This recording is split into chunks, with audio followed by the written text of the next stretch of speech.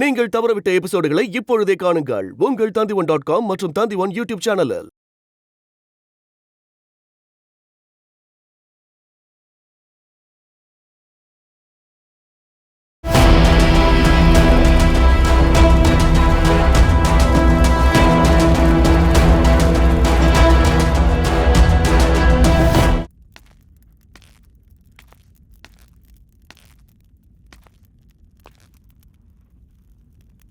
மகாராணி கொடுத்த பரிசுகளை நீங்க நிச்சயம் ஏத்துக்கணும். சாயங்காலம் ஆயிடுச்சு, நீங்க இதை எடுத்துக்கங்க. நான் உங்களுக்கு ஒரு சத்தியம் பண்ணி கொடுக்க போறேன். நாளைக்கு காலையில பௌரவ மகாராஜாவோட தலை என் காலுக்கு அடியில இருக்கும். இல்ல அலெக்சாண்டர், நீ அங்க போக கூடாது. உங்க பயம் எனக்கு நல்லா புரியுதுமா. மக உலகத்தையே ஜெயிச்சாலும் தாய் பயத்துக்கிட்ட தோத்தா அவனை யாரும் ஷான்னு சொல்ல மாட்டாங்க. நாளைக்கு பௌரவ மகாராஜாவோட தலைய இந்த அலெக்சாண்டர் உங்களுக்கு பரிசா கொடுப்பான். எஃபாஸ்டியன், நம்ம எல்லாருக்கும் தூது அனுப்புன அந்த அரசர்களுக்கு மரியாதை செலுத்த நாம எல்லாரும் போயே ஆகணும். ஏற்பாடுகளை பண்ண.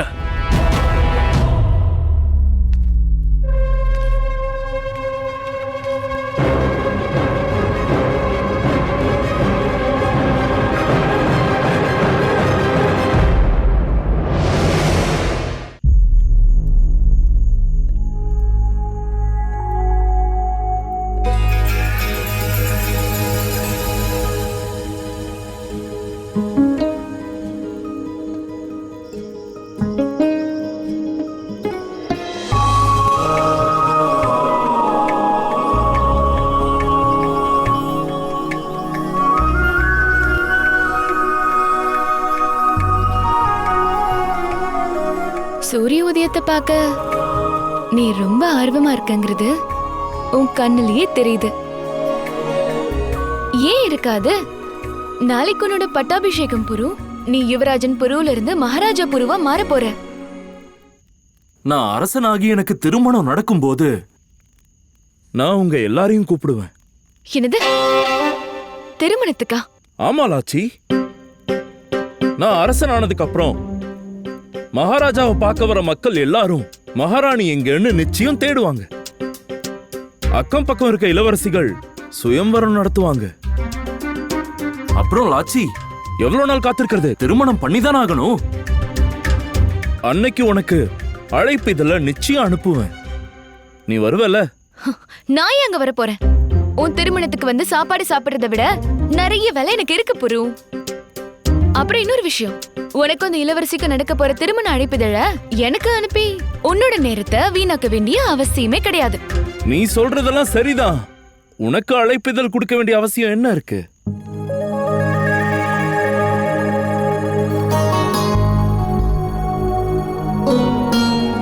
ஏன்னா திருமண சடங்குகள் நடக்கும்போது எல்லா சடங்குகள்லயும் திருமண நாள் முழுக்க நீ என் பக்கத்துல தானே இருக்க போற.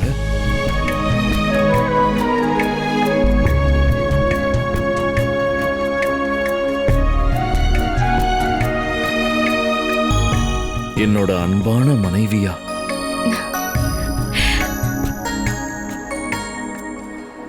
ஒரு பக்கம் பாரதத்தோட மகன் பொரு தான் தாய்நாட்டை அலெக்சாண்டர் கிட்ட இருந்து காப்பாத்துறதுக்காக பௌரவ ராஜ்யத்தோட சிம்மாசனத்தை ஏத்துக்கிட்டான். மறுபக்கம் பொரு உயிரோட இருக்கான்ற விஷயம் தெரியாத அலெக்சாண்டர் தான் விதியை நோக்கி ரொம்ப ஆர்வமா வந்துட்டு இருந்தான்.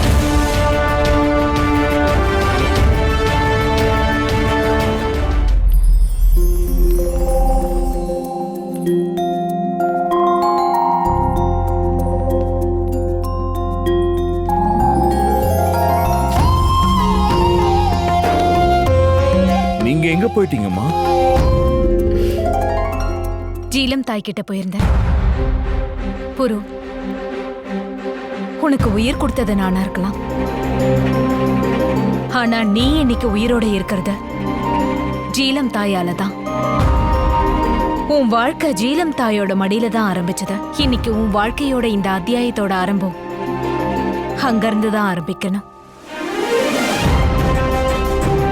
இன்னைக்கு உன் பட்டாபிஷேகத்தை ஜீலம் தாயோட இந்த தண்ணில தான் பண்ணணும்.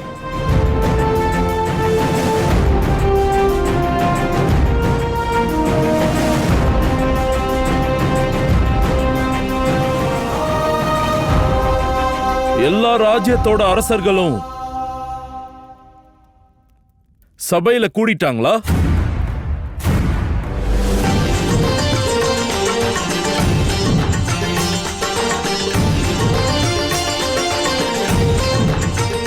வணக்கம் ராஜகுரு. இங்க என்ன பூஜை நடந்துகிட்டு இருக்கு ராஜகுரு?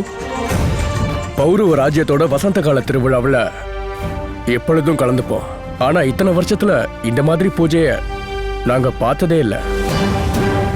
மகாராஜா அம்பீசர், இன்னைக்கு இந்த திருவிழா ஆரம்பிக்கிறதுக்கு முன்னாடி பௌரவ மகாராஜாவுக்கு ராஜ பட்டாபிஷேகம். என்ன நடக்குது? மகாராஜாவோட பட்டாபிஷேகம் ஏற்கனவே முடிஞ்சிடுச்சு இல்லையா? மறுபடியும் இந்த பூஜையை பண்ண வேண்டிய காரணம் என்ன? இப்பவே நான் மகாராஜாவை பார்த்தே ஆகணும்.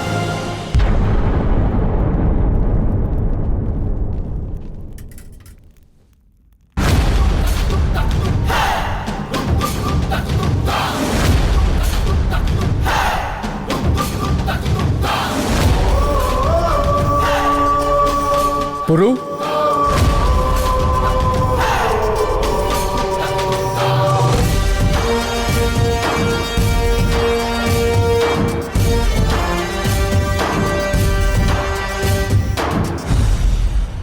இங்க புருவோட ராஜ பட்டாபிஷேகம் ஆரம்பிக்க போகுது. அங்க அலெக்சாண்டரோட காலடி முதல் முறை பௌரவ ராஜ்யத்தோட பூமி மேல பட்டுச்சு.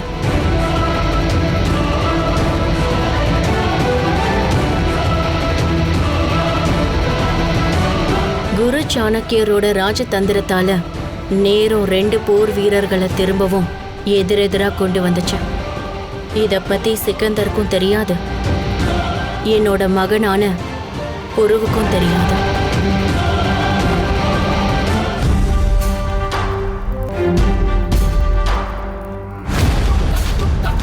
பௌரவ ராஜ்யத்துக்கு உங்க எல்லாரையும் வரவேற்கிறேன்.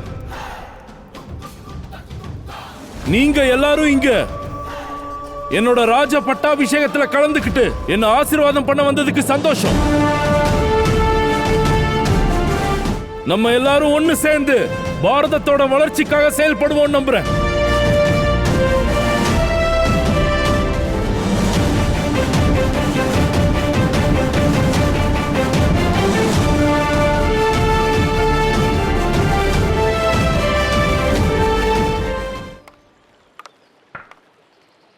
ஷா அலெக்சாண்டருக்கு அழைப்பு கொடுத்திருக்காங்க.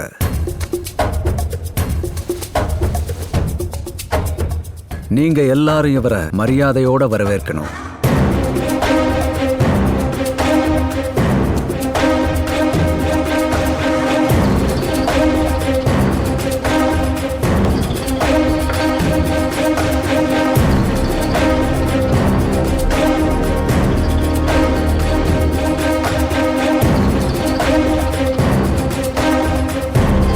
பாரதம் தங்க நகரம் கேள்விப்பட்டிருக்கேன். ஆனா நேர்ல வந்து பார்த்ததுக்கு அப்புறம் இங்க இருக்கிற செல்வத்தை பார்க்கும்போது தங்க நகரங்கிறது சின்ன வார்த்தைன்னு நினைக்கிறேன். இவ்வளவு பிரம்மாண்டமா இருக்கு.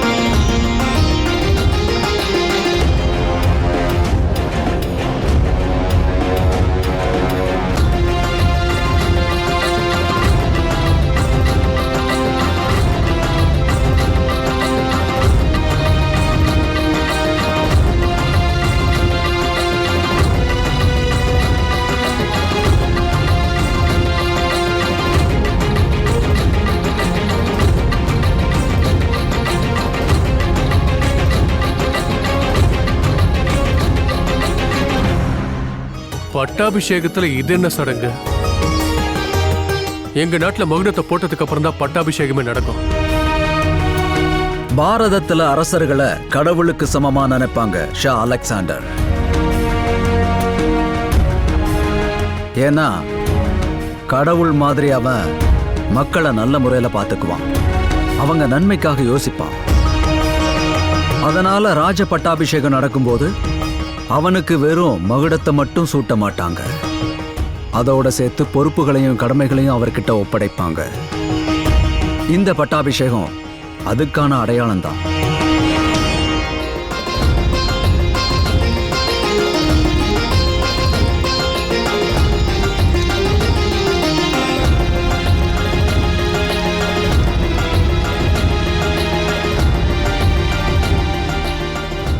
மகாராஜாவுக்கு அபிஷேகம் பண்ற அந்த மஞ்சள் நீரானது ரொம்ப புனிதமானது, நோய்களை தீர்க்கக்கூடியது. இது ஒரு சஞ்சீவனி. அதுக்கான அர்த்தம் என்னன்னா, இந்த அரசன் புனிதமான மனசோட தன் நாட்டு மக்களை நோய் இல்லாம ஆரோக்கியமா பார்த்துக்கணுங்கிறது தான்.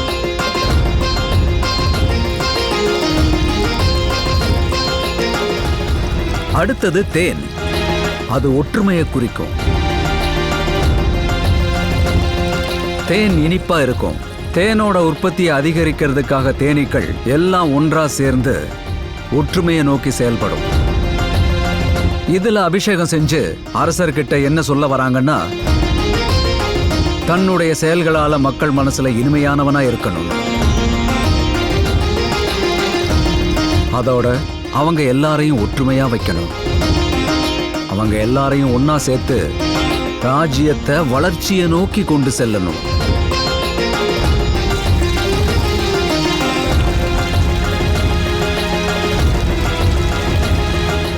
இப்போ பாலையே ஊத்துறாங்க. பால் தூய்மையானது, ஆரோக்கியம் நிறைந்தது.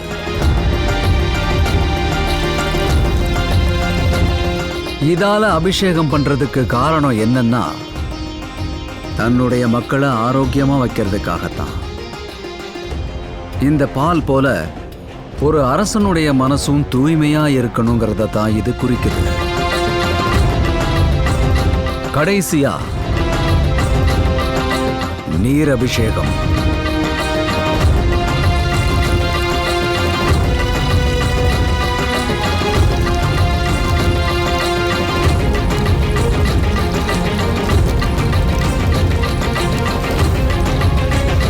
தண்ணீர் மென்மையானது, தூய்மைப்படுத்தும். ஏன் அரசனுக்கு இறுதியா தண்ணீர்ல அபிஷேகம் பண்றாங்கன்னா, அரசன் தூய்மையான மனசோடையும் விவேகமான எண்ணத்தோடையும் மக்கள் விஷயத்துல முடிவெடுக்கவும் தான்.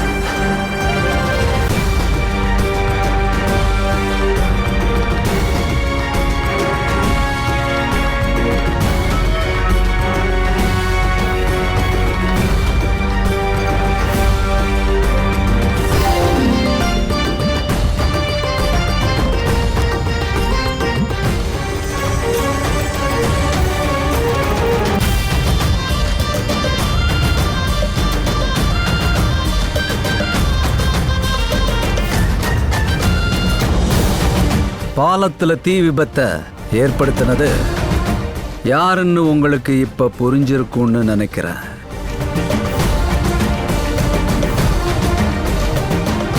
மகாராஜா புருஷோத்தமனோட ராஜ பட்டாபிஷேகத்துக்கு உங்களை நான் வரவேற்கிறேன். ஷெகன்ஷா அலெக்சாண்டர்.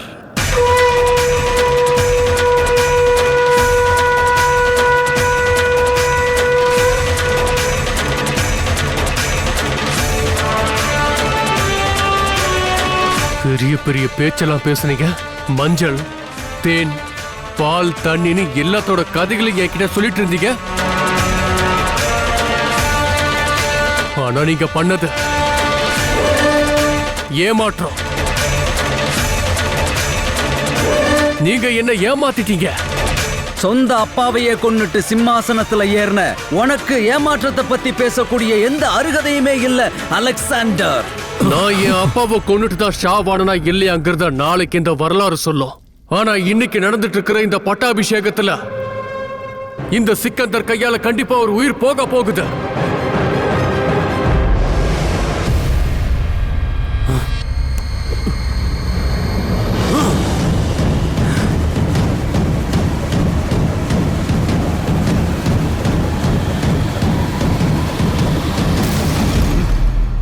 புரு,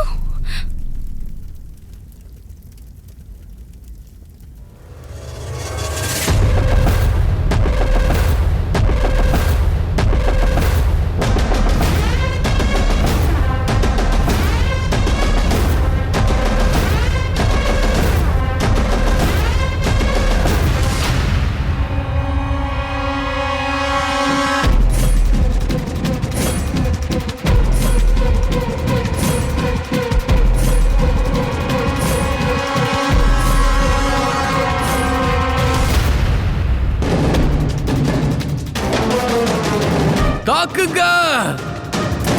ஒருவேளை உங்க வாளை கையில எடுத்தீங்கன்னா நீங்க எல்லாரும் உங்களுடைய உயிரை இழக்க வேண்டியதா இருக்கும்.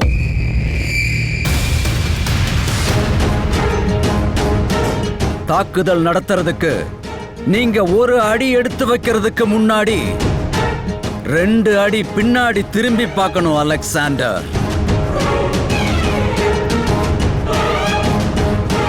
பூமி மேல காலடி எடுத்து வைக்கிறதுக்கு முன்னாடி ஆகாயத்தை நோக்கி ஒரு முறை பார்க்கணும்.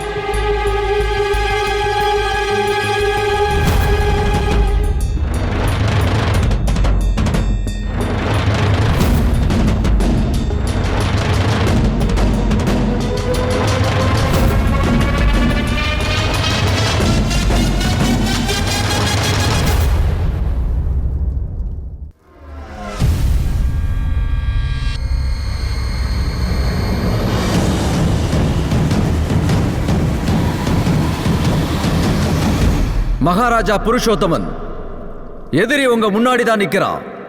அவனை இப்பவே அழிச்சிடுங்க. உங்க தாய் நாட்டுக்கு நீங்க பண்ண சத்தியத்தை இப்பவே நிறைவேற்றி முடிச்சிடுங்க.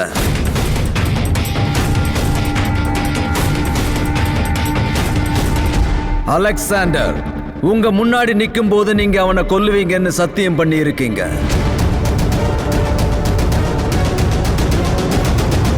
மக்கள் உங்களுக்காக சிறந்த பரிசு கொடுத்திருக்காங்க மகாராஜா. நீங்க அவங்களுக்கு திருப்பி தர வேண்டிய நேரம் வந்துருச்சு.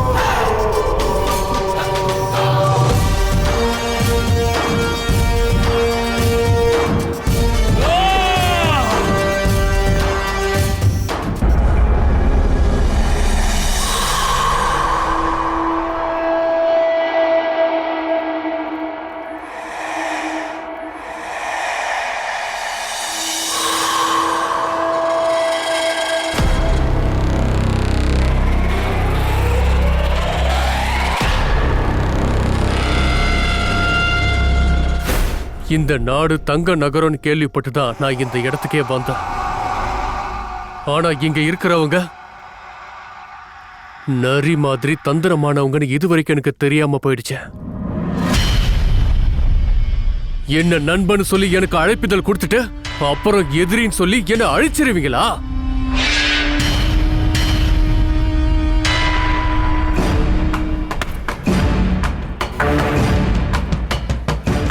பிரமாதம், ரொம்ப பிரமாதம் போரஸ். பாரதவாசிகளே பாருங்க, இதுதான் உங்க அரசரோட உண்மையான முகம்.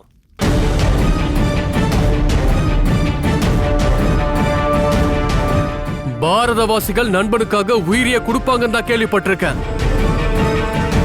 ஆனா இங்க என்னடானா நண்பனு சொல்லி அவன் முதுகுலையே குத்துறாங்க.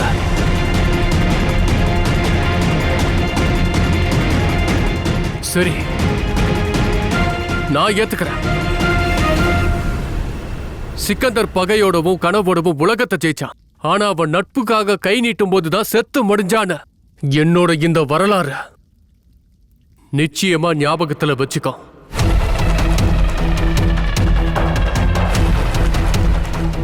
பலத்தால மட்டும்தான் அழிப்போம், ஏமாற்றத்தால அழிக்க மாட்டோம்னு சொன்ன. ஆனா நீங்க என்னடா என்ன நண்பனு கூப்பிட்டு கடைசியில என்னை இப்படி வாளால குத்துறீங்க.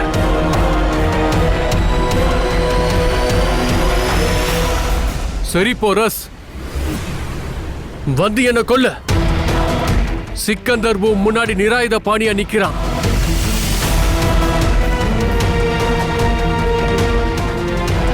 என்ன பார்த்துட்டு இருக்கீங்க?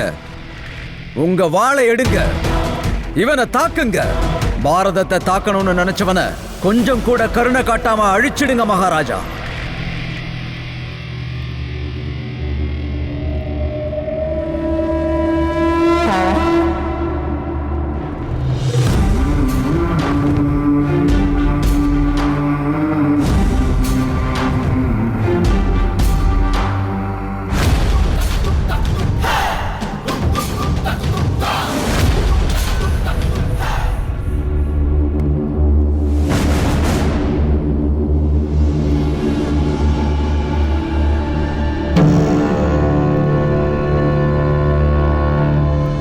நான் இவனை நிச்சயமா தாக்க மாட்டேன்.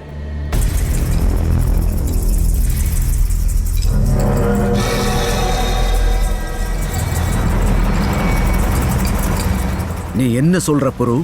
நீ பண்ண சத்தியத்தை மறந்துட்டியா? நீ எடுத்த சபதத்தை நிறைவேற்ற மாட்டியா? புரு கொடுத்த வாக்கை என்னைக்கும் மீற மாட்டான்.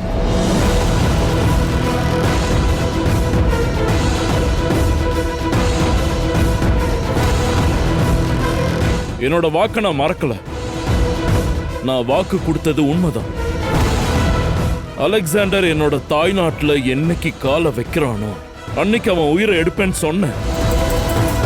ஆனா இன்னைக்கு அலெக்சாண்டர் என் நண்பனா இங்க வந்திருக்கான்.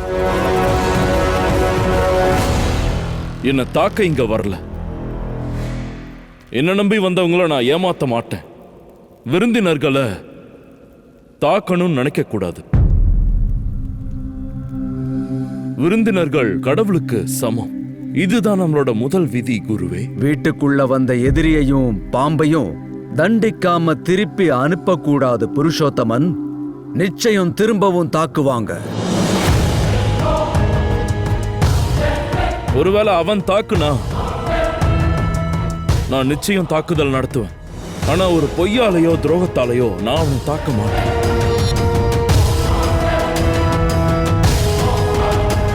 அலெக்சாண்டர்,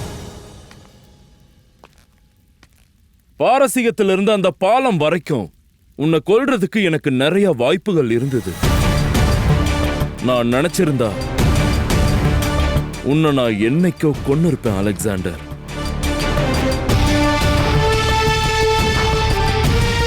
ஆனா என்னோட தாய்நாட்டை காப்பாத்தணுங்கிறதுக்காக என் தாய்நாட்டோட விதிகளை நான் மீறாம இருந்தேன். இப்பவே நீ அவனை அழிச்சாகணும் புருஷோத்தமன். இது உன்னுடைய குரு சாணக்கியனின் கட்டளையாகும். குரு கட்டளையிட்டா இந்த சிஷ்யன் புரு அவன் தலையை கூட எடுத்துப்பான். ஆனா பௌரவ அரசன் புருஷோத்தமன் இதெல்லாம் பண்ண மாட்டான் குருவே. நீ உன்னுடைய வாழ்க்கையில மிகப்பெரிய தவறு பண்ண போற புருஷோத்தமன். இருக்கலாம் குருவே. இது நான் பண்ற தப்பா கூட இருக்கலாம். தப்ப எல்லாரும் மறந்துருவாங்க குருவே. ஆனா துரோகத்தை வரலாறு என்னைக்கும் மறக்காது.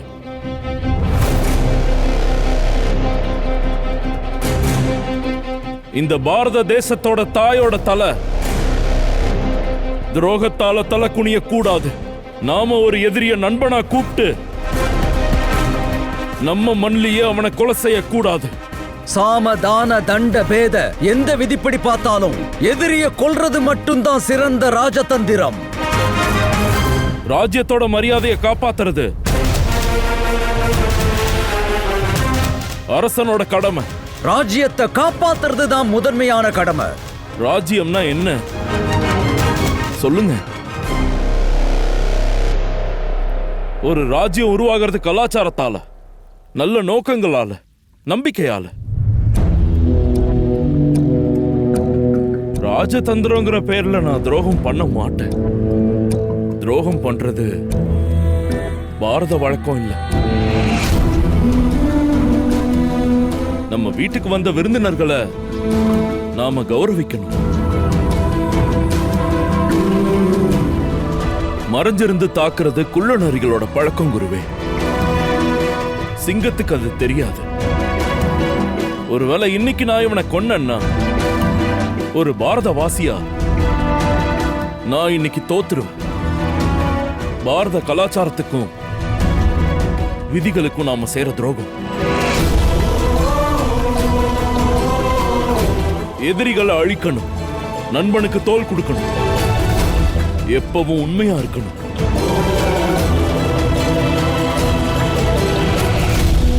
சில சமயங்கள்ல பாரதவாசிகளுக்கு கஷ்டங்கள் வரலாம். ஆனா அதுக்காக நாம துரோகம் பண்ணக்கூடாது. நான் எவ்வளவு ஆழ்ந்து யோசிச்சு ஒரு சிறந்த திட்டத்தை தீட்டி எதிரிய உன்னோட வீட்டு வாசலுக்கு கொண்டு வந்து சேர்த்திருக்கிறேன். ஆனா நீ என்னுடைய ராஜதந்திரத்தையே சந்தேகப்படுறியா? மகாராஜா ஆன உடனேயே நீ யாரை எதிர்த்து நிக்கணுங்கிறத மறந்துட்டு என்னையே எதிர்த்து நிக்கிறையா? இருக்கலாம் குருவே. ராஜ சிம்மாசனத்துல நான் உட்கார்ந்ததுக்கு அப்புறம் பாரதத்தோட வளர்ச்சியை மேல அதிக பாரத்தை போட்டிருக்கலாம். நான் இன்னைக்கு தடுமாற்றத்தில் இருக்கேன் குருவே. நீங்க யாரு, ஏன் இப்படி பண்றீங்கன்னு எனக்கு புரியவே இல்லை குருவே.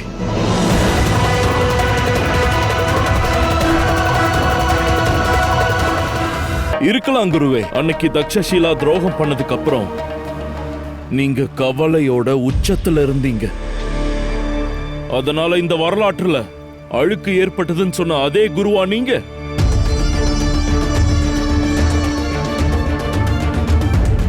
ஒருவேளை நீங்க ராஜதந்திரங்கிற பெயர்ல தேசத்துக்கு துரோகங்கிற கலங்கத்தை உண்டாக்க பாக்குறீங்களா என்ன?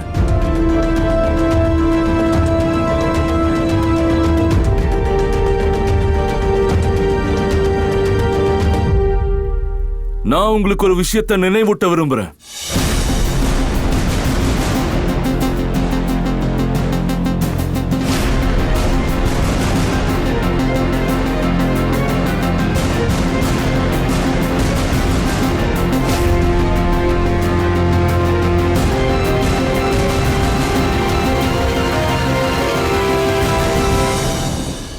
என்னோட பட்டாபிஷேக நேரத்துல நீங்க இங்க இல்ல. அதனால நீங்க எழுதின அர்த்த சாஸ்திரங்கள் சாட்சியா என் அபிஷேகத்தை நடத்தின. நீங்க இதுல என்ன எழுதிருக்கீங்கன்னு படிக்கிறேன்.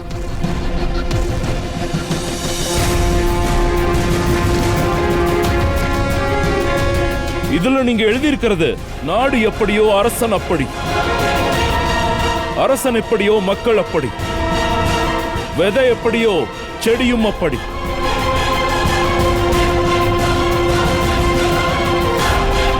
பூமி எப்படியோ தண்ணியும் அப்படியே. அப்புறம் இதுக்கு இன்னொரு அர்த்தமும் இருக்கு. தண்ணி உப்பாவோ இனிப்பாவோ இருந்தா அதுக்கான காரணம் பூமி தான். ஒருவேளை செடி சரியில்லைன்னா அதுக்கான காரணம் அந்த விதை. மக்கள் தவறா இருந்தா அது அரசரோட தவறு. அரசர் அதர்மத்தின் பின் நடந்தா அதோட மொத்த பழியும்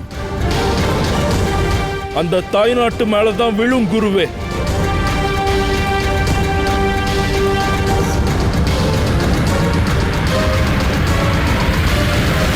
இன்னைக்கு நான் எந்த தவறையும் பண்ண மாட்டேன் குருவே. ஏன்னா பழி என்னோட தாய்நாட்டு மேல விழும். அதை என்னால தாங்கிக்க முடியாது. இவனை சுலபமா கொன்னு என்னால வெற்றி அடைய முடியும். ஆனா நான் பண்றத பார்த்து என் மக்களும் அதை கத்துப்பாங்க. அதுக்கப்புறம் என் மக்களும் துரோகம் பண்ண ஆரம்பிச்சிருவாங்க.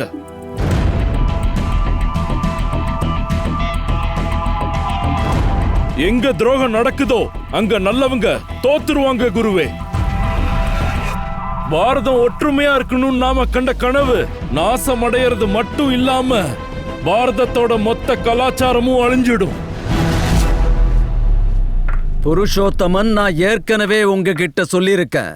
தேவைக்கு அதிகமான உணர்ச்சிகள் ஒரு மனுஷனுடைய மூளைய நாசம் பண்ணிடும்னு. என் தாய்நாட்டோட மரியாதையை அழிக்கிற எந்த ஒரு அறிவா இருந்தாலும் அதை நான் இழக்க தயாரா இருக்கேன் குருவே. ஒரு விஷயத்த ஞாபகம் வச்சுக்கோ. உன்னுடைய அடுத்த வாய்ப்பு உனக்கு சாதகம் இல்லாமல் இருக்க நிறைய வாய்ப்புகள் இருக்கு புருஷோத்தமன். ஆமா, வாய்ப்பு இருக்கு. அடுத்த போர்ல நான் தோக்கிறதுக்கு வாய்ப்பு இருக்கு. ஆனா பாரத தாயோட மகன் பாரத தாயை அவமானப்படுத்தலன்னு பாரத வரலாறு என்னோட பேரை ஞாபகத்துல வச்சுக்கும் குருவே.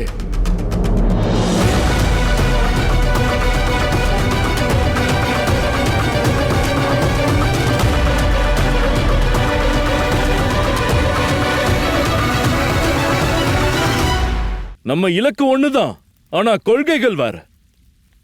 நான் பாரதத்தோட விதிகள் படிதான் நடப்பேன். அது மட்டும்தான் தர்மத்தின் வழி. அதன்படி நடப்பேன். கங்கை தாய் கடமையை நிறைவேற்ற இமயத்திலிருந்து வரா. வழியில வர தடைகளை துரோகத்தால இல்ல, பலத்தால நீக்குவா. அதனாலதான் அவ புனிதமா இருக்கா.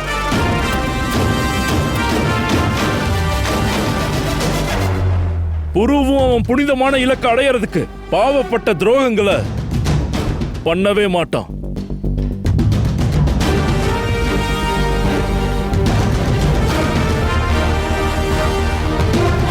ஒருவேளை நான் சொன்னது தப்பா இருந்தா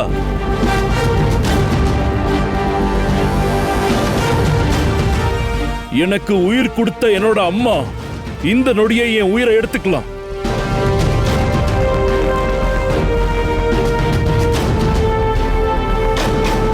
ஒருவேளை நான் பண்றது தப்புன்னா ராஜ சிம்மாசனத்தை எனக்கு கொடுக்க போற என்னோட அப்பா இந்த நொடியை அந்த சிம்மாசனத்தை திருப்பி எடுத்துக்கலாம். ஒருவேளை என்னோட முடிவுல என் மக்களுக்கு விருப்பம் இல்லைன்னா இந்த நொடியே நீங்க என்ன தாராளமா கொள்ளலாம்.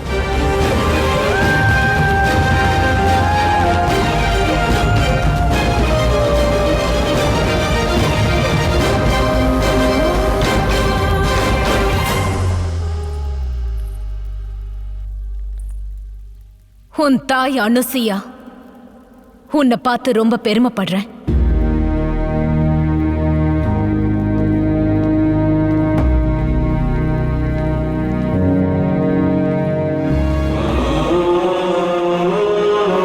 பௌரவ ராஜ்யத்தோட பாதுகாப்பை உன்னோட கையில கொடுத்திருக்க. உன் மேல எனக்கு முழு நம்பிக்கை இருக்கு.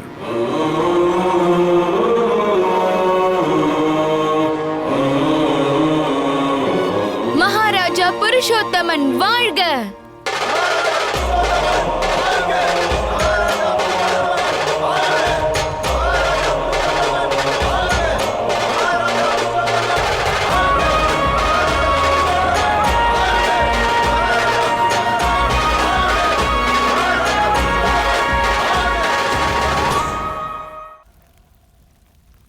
எங்க அம்மா சொல்ற வார்த்தைகளை நான் ஏத்துக்கவே இல்லை. என்னோட விதியை நான் தான் எழுத போறேன்னு நினைச்சிட்டு இருந்தேன்.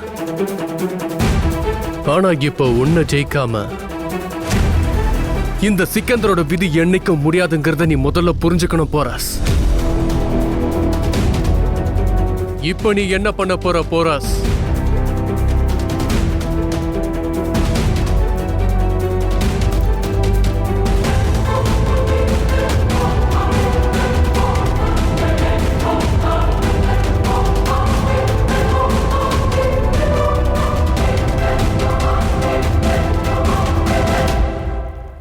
என்னைக்குமே ஒரு அரசர் மற்றொரு அரசருக்கு இதைத்தான் நிச்சயம் செய்யணும். உன்னோட விதியை நீ திருப்பி எழுத நான் உனக்கு ஒரு வாய்ப்பு கொடுக்கிறேன்.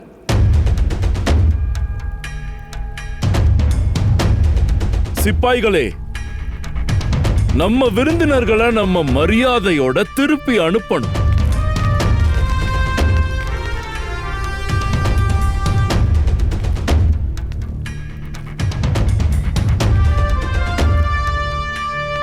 என்னாச்சு?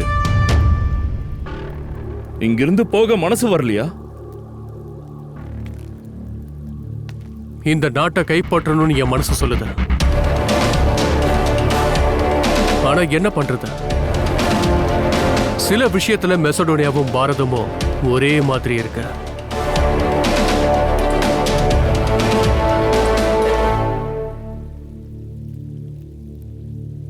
ஒரு வீட்டுக்கு விருந்தினரா வந்தா நிச்சயமா உங்களுக்கு பரிசு கொடுப்போம்.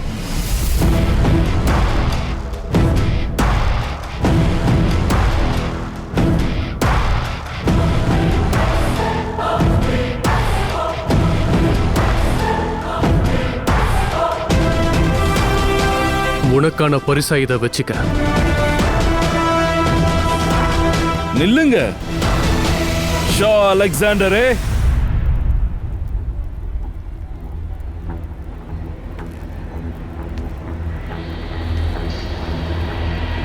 நாங்களும் எங்களோட விருந்தினரை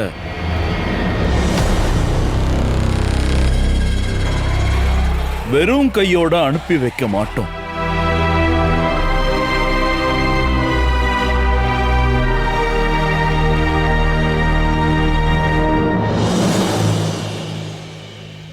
ஒரு பரிசு கொடுத்து தான் அனுப்புவோம்.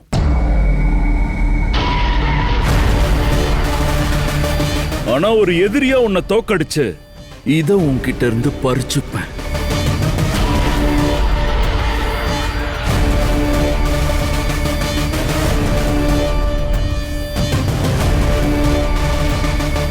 எனக்கு நீ இதை திருப்பி கொடுத்து ரொம்ப பெரிய தப்பு பண்ணிட்டு இருக்க போரஸ். நிச்சயமா இதுக்கு வருந்துவ. ஏன்னா அலெக்சாண்டர் ஒரு சூறாவளி மாதிரி இந்த மொத்த தங்க நகரத்தையும் நான் முழுசா அழிச்சிட்டு போயிடுவேன். பாரதவாசிகள் அந்த மலை மாதிரி, அத சூறாவளியால எதுவும் பண்ண முடியாது. நான் ஜியூஸோட மகன். இந்த முழு பாரதத்தையும் நான் எரிச்சிருவேன். உன்கிட்ட தீ இருந்தா என்கிட்ட ஜீலம் தாயோட ஆசீர்வாதம் இருக்கு. அவங்களோட புனிதமான தண்ணியால தீ அணைஞ்சிரும். அதுலயே உன் அஸ்தியையும் கரைச்சிருவேன்.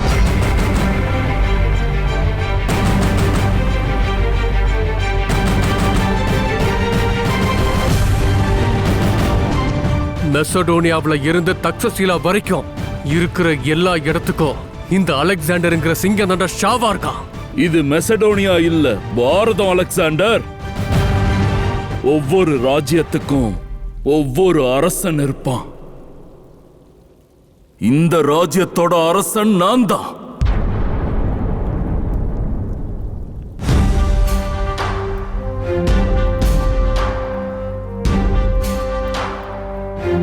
சூரிய அஸ்தமனமாக போகுது. விருந்தினர்கள் இங்கிருந்து போக வேண்டிய நேரம் வந்துருச்சு. சூரிய அஸ்தமனம் ஆகிறதுக்கு முன்னாடி பாதுகாப்பா உங்க இடத்துக்கு போறது நல்லது. அதித்தி, தேவோ,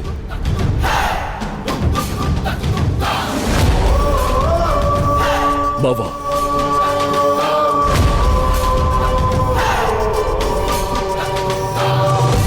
மகாராஜா புருஷோத்தமன்